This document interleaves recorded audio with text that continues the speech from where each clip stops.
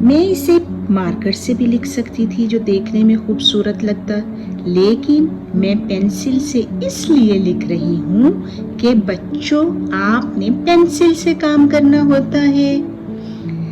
تو میم کو جب ہم پوری شکل میں لکھتے ہیں تو میم کا منہ اوپر، لیکن جب ہم میم کو آدھی شکل میں لکھتے ہیں تو میم کا منہ نیچے۔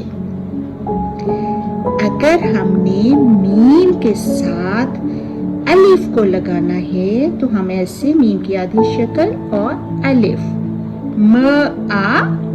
ما، ٹھیک ہے، دوبارہ دیکھیے، ایسے لکھا میم اور اس کے ساتھ یہاں سے الف کو اوپر لے گئے، ما۔ پھر سے دیکھیے، میم کی آدھی شکل اور الف کو اوپر لے گئے، ما۔ اب ہم نے اگر واو کے ساتھ لکھنا ہو، میم کی آدھی شکل اور واو کو لگایا ایسے، مو۔ دوبارہ دیکھیے، میم کی آدھی شکل، واو کو لگایا ایسے، مو۔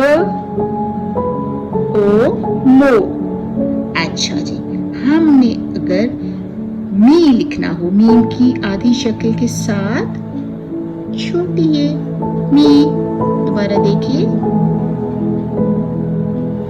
می، اور بڑی یہ لگانا ہو تو م، اور اس کے ساتھ ہی ہم ایسے بڑی یہ کو لگا دیں گے، میں، میں۔ ٹھیک ہے جی، اب آپ کو پتہ چل گیا کہ جب ہم نے لفظ آم لکھنا ہے،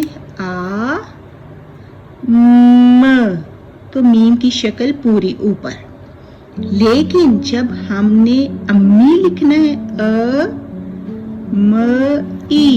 امی، تو میم کا منہ نیچے، ٹھیک ہے۔ جب ہم لفظ لکھیں گے ماموں، مو، اور پھر یہاں یہ ماموں، ٹھیک ہے۔ ہم نے میم کا منہ ایسے لکھا، اس میں میم الف ما بھی آ گیا، میم واو مو بھی آ گیا، ٹھیک ہے بیٹا۔ سمجھ آئی آپ کو کہ ہم نے میم کو کیسے لکھنا ہے؟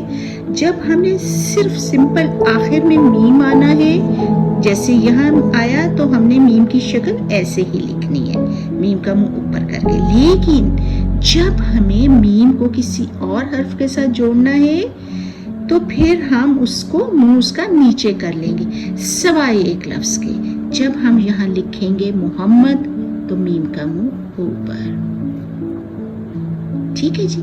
صرف حضرت محمد صلی اللہ علیہ وآلہ وسلم کا نام لکھتے ہوئے ہم نے میم کا منہ اوپر رکھنا ہے، ورنہ ہم نے ہر لفظ کو لکھتے ہوئے میم کا منہ نیچے، ٹھیک ہے۔ جیسے یہاں لکھا مجھے،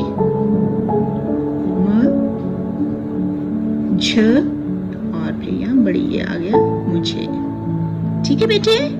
امید ہے آپ کو سمجھ آ گئی ہوگی، سمجھ لیا ہوگا میم کیسے لکھنا ہے، تو اسی طرح دہرائی کیجیے۔